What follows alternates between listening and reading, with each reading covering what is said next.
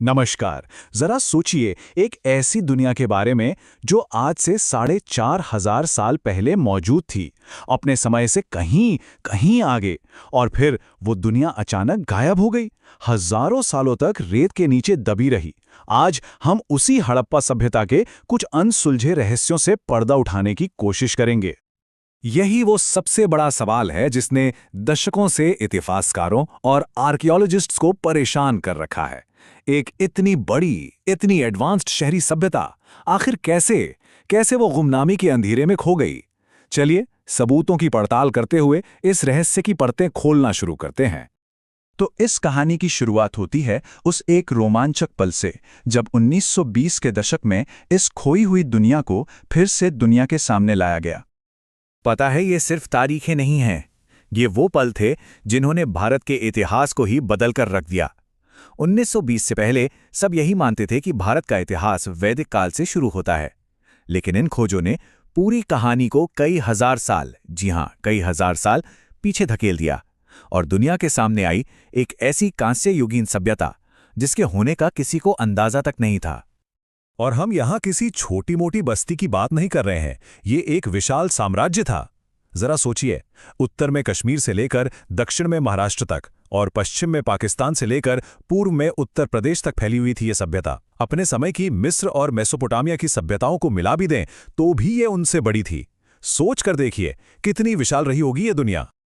तो चलिए अब जरा उन सुरागों को देखते हैं जो इन लोगों ने पीछे छोड़े हैं। ये हमें बताएंगे कि आखिर ये लोग कौन थे और उनकी रोजमर्रा की जिंदगी कैसी थी। अच्छा, तो अगर हम उनके खाने पीने की बात करें तो उनका मेन्यू काफी दिलचस्प था। वो गेहूं, जौ और दालें उगाने वाले माहिर किसान थे। साथ ही भेड़, बकरी, भैंस जैसे मवेशी भी पालते थे। और इतना ही नहीं, शिकार भी करते थे। हिरण और यहां तक कि घड़ियाल के भी सबूत मिले हैं। मतलब एक काफी बैलेंस डाइट थी उनकी।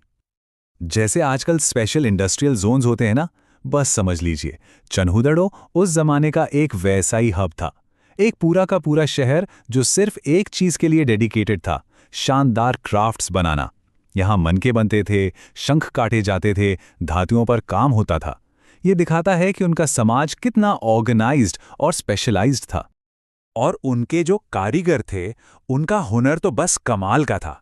सोचिए, कार्निलियन जैसे कीमती पत्थरों से, सोने तांबे से वो इतनी बारीक और खूबसूरत चीजें बनाते थे कि उनकी कलाकारी आज भी लोगों को हैरान कर देती है। अब आते हैं इस सभ्यता के सबसे सबसे ज्यादा हैरान करने वाले पहलू पर, उनके शहर, उनकी सिटी प्लानिंग। उनके शहरों का जो लेआउट था वो अपने आप में कहानी है। हर शहर बिल्कुल साफ साफ दो हिस्सों में बटा होता था। एक था दुर्ग, जो ऊंचाई पर बना था। शायद यहां शासक वर्ग रहता था या जरूरी सार्वजनिक काम होते थे। और दूसरा था निचला शहर, जो एक परफेक्ट ग्रिड पैटर्न पर बसा था, जहां आम लोग रहते थे। ये सिर्फ आर्किटेक्चर नहीं था, ये एक सोची समझी सामाजिक व्यवस्था थी। और ये तो सही में इंजीनियरिंग का एक चमत्कार है। 4,500 साल पहले हर घर में अपना बाथरूम, और वो भी ऐसा वैसा नहीं। हर घर की नाली सड़क पर बनी मुख्य नाली से जुड़ती थी और वो भी ढकी हुई होती थी। साफ सफाई और पब्लिक हेल्थ के बारे में ऐसी सोच उस जमाने में कहीं और देखने को नहीं मिलती। ये अविश्वसनीय है। सिर्फ एक नंबर, लेकिन ये पूरी कहानी बयां कर देता है। 700। सिर्फ मोहनजोदड़ो शहर में लगभग 700 कुएं मिले हैं। इसका मतलब है कि हर नागरिक तक साफ पानी पहुंचे, इसका कितना ज्यादा ध्यान रखा जाता था। और फिर आता है ये विशाल स्नानागार, मोहनजोदड़ो की सबसे जानी मानी इमारतों में से एक। माना जाता है कि इसका इस्तेमाल किसी खास धार्मिक अनुष्ठान के लिए होता था। तो कुएं, नालियां और ये स्नानागार, ये सब साफ दिखाते हैं कि पानी उनके समाज के लिए कितना ज्यादा महत्वपूर्ण था, शायद धार्मिक रूप से भी। अच्छा, तो ऐसा नहीं था कि ये लोग अपनी ही दुनिया में रहते थे, बल्कि सबूत तो ये बताते हैं कि वो उस जमाने के इंटरनेशनल ट्रेड नेटवर्क के बहुत बड़े खिलाड़ी थे। और इस ट्रेड का सबसे बड़ा सबूत, ये छोटी छोटी मोहरें। इन्हें एक तरह से उनके इंटरनेशनल ट्रेड का पासपोर्ट समझिए। जब कोई व्यापारी सामान भेजता तो बोरी को रस्सी से बांधकर उस पर गीली मिट्टी लगाता और फिर अपनी ये मोहर दबा देता। अगर मोहर सही सलामत पहुंची तो मतलब सामान से किसी ने छेड़छाड़ नहीं की है। उस जमाने का एक शानदार टैंपर प्रूफ सिस्टम था ये। और इसके सबूत सिर्फ एक जगह नहीं बल्कि दूर दूर तक मिले हैं। सोचिए, हड़प्पा की मोहरें और मनके आज के इराक में मिले हैं। ओमान से जो तांबा मिला है उसकी केमिकल बनावट हड़प्पा में मिले तांबे से मैच करती है। इससे बिल्कुल साफ है कि सिंधु घाटी उस जमाने के ग्लोबल ट्रेड का एक बहुत जरूरी सेंटर थी। और एक मजेदार बात यह है कि हमें यह भी पता है कि दूसरी सभ्यताएं उन्हें किस नाम से बुलाती थीं।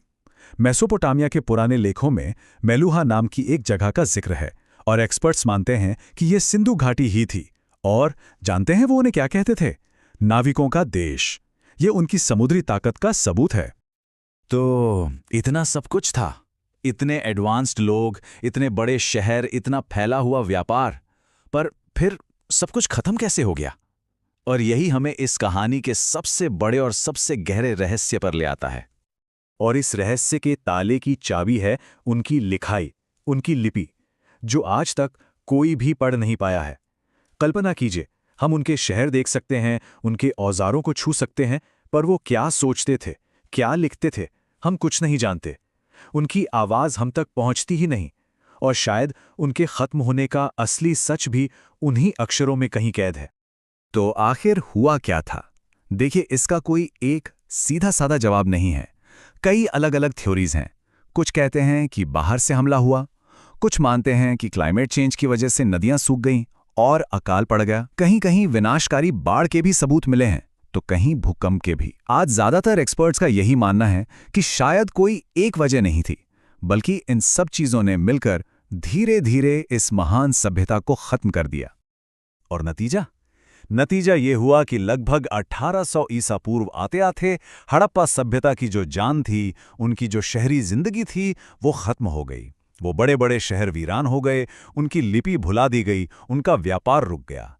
एक बहुत ही एडवांस्ड शहरी संस्कृति की जगह एक ग्रामीण जिंदगी ने ले ली। एक युग का अंत हो गया। और यही सवाल हमें आज भी सोचने पर मजबूर करता है। उनकी लिपि हम पढ़ नहीं सकते, उनका अंत एक रहस्य है। जो कुछ भी हमने अब तक खोजा है वो तो शायद बस एक शुरुआत है। न जाने जमीन के नीचे अभी और कितने राज दबे हैं जो शायद एक दिन इस अविश्वसनीय सभ्यता की पूरी कहानी को ही बदल कर रखते हैं।